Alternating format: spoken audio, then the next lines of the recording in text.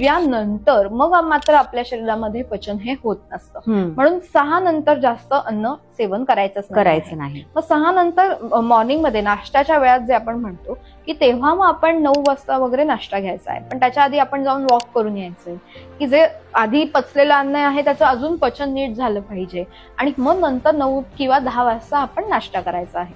So ह्याला आपण जसं आता आज आपण म्हणतो की इंटरमिटंट फास्टिंग आहे, त्याच्यातली जी फास्टिंग विंडो जी आहे ती आयुर्वेदानुसार ही अशीच सांगितलेली आहे की म्हणजे आपण 6 नंतर काही खायचंच नाही. सो ती सेम फॉलो केली जात असते.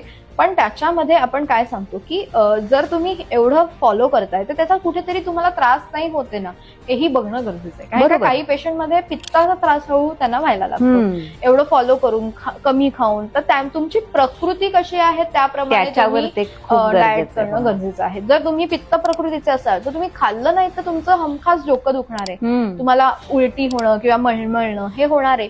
मग तुम्हाला अगदी इंटरमिटंट फास्टिंग न करता तुम्ही काही वेगळ्या प्रकारे करू शकता. त्याच्यात पण आपण एक लिमिटेशन्स करू शकतो.